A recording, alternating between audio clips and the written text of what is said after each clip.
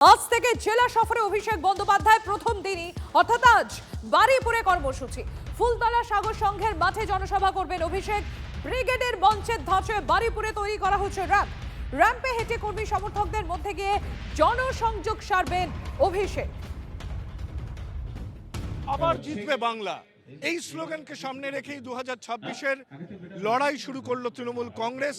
এই স্লোগানকে সামনে রেখেই দক্ষিণ থেকে উত্তর, পূর্ব থেকে পশ্চিম বাংলার বিভিন্ন প্রান্তে ছুটে বেড়াবেন দলের second in command Abhishek Bandyopadhyay.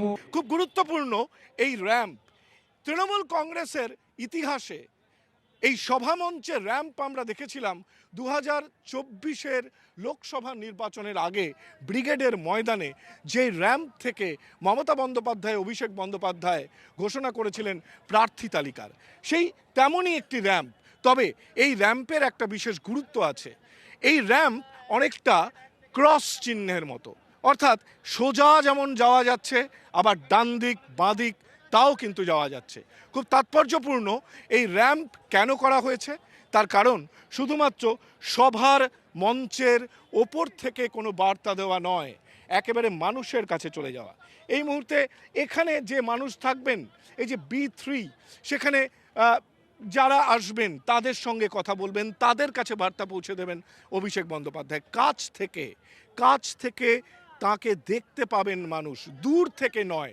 এই দূরত্ব কমাতেই কিন্তু এই বিশেষ র্যাম্প, এবং এই র্যাম্প প্রতিটি সভামঞ্চে ব্যবহার করা হবে।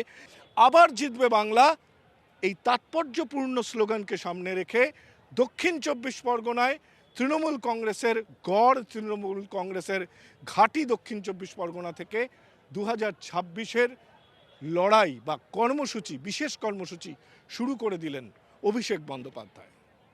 ক্যামেরায় মাখন পাত্রের সঙ্গে সৌরভ গুহ, TV9 বাংলা, বারুইপুর, দক্ষিণ 24 পরগনা। গোটা জানুয়ারি মাস ধরে জেলায় জেলায় কর্মসূচি তৃণমূলের সর্বভারতীয় সাধারণ সম্পাদকের। আজকের বারুইপুরের সভা এবং তারপর আগামীকাল যাবেন উত্তরবঙ্গে, জলপাইগুড়ি এবং আলিপুরদুয়ারে কর্মসূচি। এরপর 6ই জানুয়ারি যাবেন বীরভূম, 7ই জানুয়ারি যাবেন উত্তর দিনাজপুরের ইটাহারে। আর কিছুক্ষণের মধ্যেই সভা শুরু হবে। ন্যূনতম 3টি বিধানসভা কেন্দ্রের কর্মীরা, সমর্থকরা এখানে উপস্থিত হবেন। আবার জিতবে বাংলা, এই স্লোগানকে সামনে রেখে আজ থেকে কিন্তু কার্যত রাজ্যওয়ারি সফর সূচনা করছেন অভিষেক বন্দ্যোপাধ্যায়। এর আগে আমরা দেখেছিলাম 2021-এ তার তৃণমূল কংগ্রেসের স্লোগান ছিল বাংলা নিজের মেয়েকে চায়। এবারের এই যে মঞ্চ, এই মঞ্চের একটা বিশেষত্ব রয়েছে।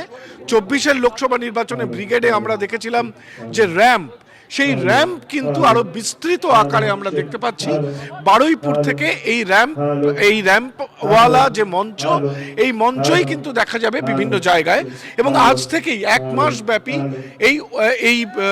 এই যে কর্মসূচি, এই কর্মসূচি কিন্তু অভিষেক বন্দ্যোপাধ্যায় শুরু করতে চলেছেন, যেখানে 15 তারিখ তিনি যাবেন নন্দীগ্রামে এবং 9 তারিখ যাবেন বনগাঁ ঠাকুর নগরে। সব মিলিয়ে তার কর্মসূচির দিকে তাকিয়ে রাজনৈতিক মহল। একেবারেই সৌরভ, নজর থাকবে আমাদের এবং TV9 বাংলার দর্শকরাও এই দুটো ভোট প্রচারেরই, অর্থাৎ প্রচার অভিযান শুরুর যে 2 কর্মসূচি। একদিকে শাসক দল তৃণমূল কংগ্রেসের second in command Abhishek Bandyopadhyay তার প্রচার অভিযান কর্মসূচি শুরু করছেন আজকে জনসংযোগের মাধ্যমে বারুইপুর থেকে।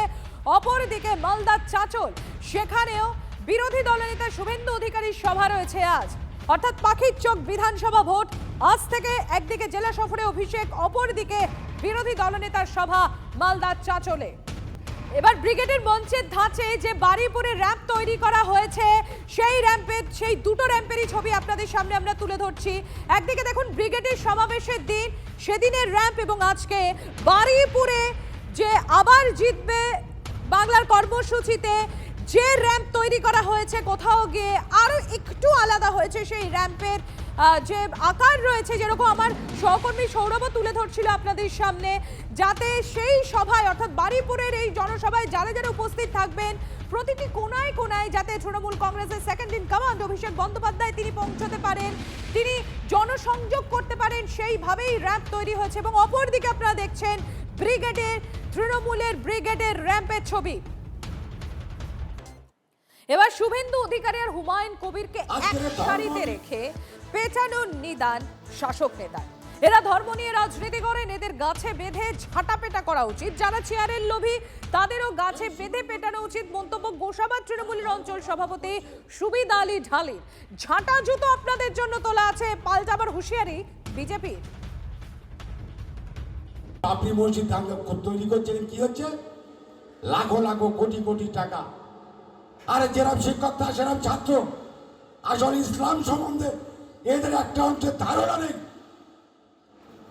এটা মসজিদ করছে না ব্যবসা করার জন্য, এটা দাঙ্গা করার জন্য। এই হুমায়ুন কবির মতো লোক আজকের ধর্ম বিক্রি করছে। এদেরকে গাছের গায়ে বেঁধে ছেঁটা পেটা করা উচিত।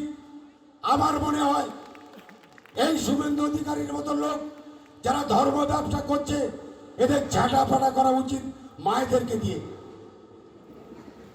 খুব খারাপ লাগছে শুনতে, কি ধর্ম বিক্রি হচ্ছে না। এই যে ঝাঁটা জুতো সহ আরো যা যা, এটা তো আপনাদের জন্য তোলা আছে। গত 15 বছরে আপনারা যে পাপ অকর্ম কুকর্ম খুন গণতন্ত্র লুট হত্যা দুর্নীতি করেছেন তার পুরস্কার স্বরূপ 2026-এ আপনাদের বিসর্জনের পরে এই পশ্চিমবঙ্গবাসী গোসবাবাসী আপনাদের এই ঝাঁটা এই যা যা আপনারা বলছেন সেগুলো সব আপনাদের জন্যই তুলে রেখেছে। ব্রিগেডে লক্ষ্য কণ্ঠে গীতা পাঠের পর এবার বীরভূমে 5000 কণ্ঠে গীতা পাঠ। নলহাটে 2 নম্বর ব্লকের প্রসাদপুর গ্রামে গীতা পাঠ। এদিনে অনুষ্ঠানে উপস্থিত বেলডাঙ্গা আশ্রমের কার্তিক মহারাজ সহ বিভিন্ন মঠ মন্দির ও আশ্রমের সাধু সন্তরা। গীতা পাঠের অনুষ্ঠানে এলাকার মানুষের উপস্থিতি চোখে পড়ার মতো।